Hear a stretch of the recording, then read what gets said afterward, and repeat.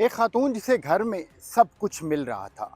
पैसा था, दौलत थी, अय्याशी थी, सुख था, सुकून था, औलाद थी, मोहब्बत करने वाला ख़ावंद था। मगर फिर भी इस खातून ने एक अपने आशना के साथ मिलकर ना सिर्फ़ अपने ख़ावंद को कत्ल करवाया, बल्कि इन्होंने जो प्लानिंग की हुई थी, वो बड़ी हैरानकुन थी।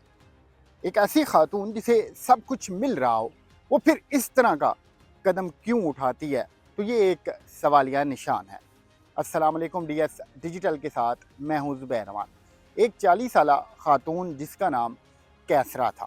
इसका खामंद आसफ़, उसकी एम्ब्रॉयडरी की फैक्ट्री थी।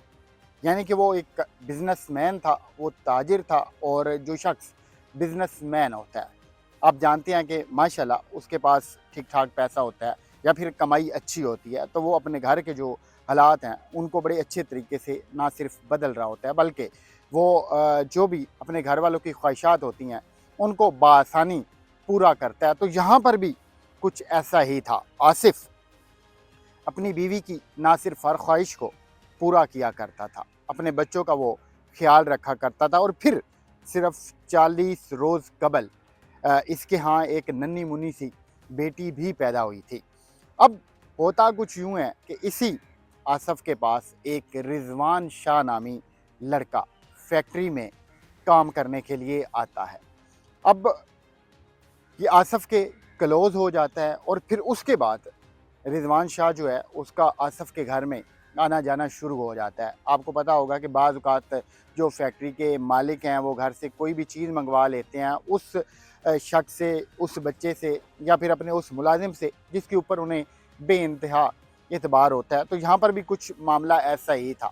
आसिफ़ ने रिज़वान शाह को अपने घर भेजा कोई चीज़ वग़ैरह लेने के लिए। अब जब वो मुसलसल 3-4 मरतबा गया तो उसकी जो आसिफ़ की ये बीवी 40 साला कैसरा थी, उसके साथ हेलो-हाय हो गई।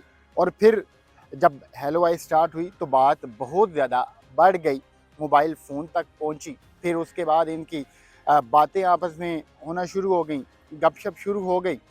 तो ऐसे में इनकी जो बात है वो मोहब्बत तक जा पहुँची और फिर इन्होंने मिलकर एक ख़तरनाक प्लान तश्कील दिया। एक 40 साला खातून कैसरा और दूसरी तरफ ये जो फैक्ट्री का मुलाजिम था 24 साला रिजवान शाह, इन दोनों ने मिलकर प्लानिंग बनाई कि ये जो आसिफ है इससे छुटकारा कैसे हासिल करना है, फिर इसके कारोबार के ऊपर कब्जा कैसे करना है और फिर बाद में हमने शादी कैसे करनी है। तो ये दोनों एक प्लानिंग बनाते हैं। आसिफ को उसी अपनी एम्ब्रॉयडरी की जो फैक्ट्री है उसमें ये कत्ल करते हैं। फिर ये जो रिजवान शाह नामी लड़का था वो मुबैना तौर पर कैसरा के ही कहने पर उसकी जो बॉडी थी उसे कपड़ों में लपेटता है ताकि वो किसी की पहचान में ना आए, किसी को पता ना चले, और उसे ले जाकर पत्तों की के करीब एक नहर में फेंक देता है। और यूँ उनको लगता है कि अब जैसे ये किस्सा ख़त्म हो गया, या फिर अब हम पकड़ में नहीं आएंगे, या फिर अब हमारी राह आसान हो गई, अब हम शादी कर सकते हैं और जो आसिफ का जितना भी कारोबार है उसके ऊपर अपना कब्ज़ा जमा सकते हैं। तो कैसरा ने रिजवान शाह को ये कहा हुआ था कि मैं अपनी मुद्दत में एफ़आईआर दर्ज करवा दूंगी इसकी गुमशुदगी की, फिर बाद में खुद ही एफ़आईआर वापस ले लूँगी, और यूँ अगर तुम्हारे ऊपर शक होता है तो किसी किस्म का कोई मसला नहीं बनेगा। मगर ये बदबख्त नहीं जानते थे कि ये जो कत्ल होता है इसने एक दिन पकड़ में आना होता है, और फिर जब हमारा कानून हरकत में आता है तो फिर ऐसे कीड़े मकोड़ों को, ऐसे छोटे छोटे मुलजमान को पकड़ना नामुमकिन बात बिल्कुल भी नहीं है। खैर, एफ़आईआर दर्ज करवाई गई। अब जो ऐसा आसफ़ के अहले खाना थे वो भी मुतहर्रिक हुए। अब जवान बेटा था वो कैसे गुमशुदा हो सकता है। पुलिस में रिपोर्ट दर्ज करवाई गई और पुलिस ने फिर अपने तरीक़ा से जो इन्वेस्टिगेशन थी उसका आगाज़ कर दिया। सबसे पहले आपको पता है कि मोबाइल का जो डाटा है वो लिया जाता है, फिर जियो फेंसिंग की जाती है।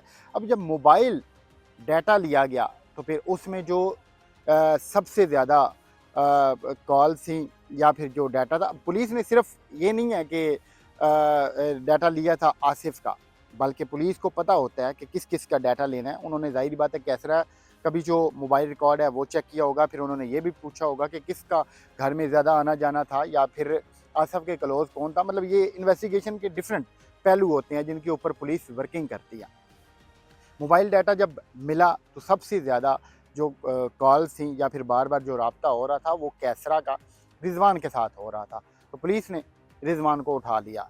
अब उससे जब तफ्तीश का जैसे ही आगाज़ किया गया तो उसने शुरू में ही मान लिया कि हमने किस तरीके से प्लानिंग की थी, और रिजवान शाह ने पूरे का पूरा इल्ज़ाम कैसरा के ऊपर लगाया कि उसने इस खातून के कहने के ऊपर ये सारा कुछ किया है। फिर उन्होंने बताया कि फैक्ट्री के अंदर उन्होंने किस तरीके से आसफ का मर्डर किया था और फिर कैसे कपड़ों के अंदर लपेट कर लाश को पत्तोकी में नहर में फेंका था। पुलिस खैर इस शख्स को साथ लेकर जाती है और इसकी निशानदेही के ऊपर वहाँ से जो आसिफ है उसकी लाश को भी बरामद कर लेती है। खैर अब लाश बरामद हो गई है, पूरा मामला हल हो गया। तो पुलिस की जानिब से और जो आसिफ के अहल खाना है उनकी जानिब से ये कोशिश की जा रही है कि इस शख्स को निशान इबरत बनवाया जाए, ताकि आइंदा किसी में जुर्रत ना हो कि वो इस तरह की गंदी या फिर गलीज़ हरकत करे। लेकिन साथ ही साथ आप ये ज़रा सोचिए कि खातून जिसकी हाँ सिर्फ 40 साल पहले एक बेटी होती है और उससे पहले भी उसकी औलाद होती है, उसके बावजूद और फिर उसे जब सुख मिल रहा हो, उसे पैसा मिल रहा हो, उसे दौलत मिल रही हो, सब कुछ घर में मुयस्सर हो, उसके बावजूद उसने इस तरह की गंदी हरकत सिर्फ इसलिए की क्योंकि उसके अंदर लालच था और फिर हवस थी।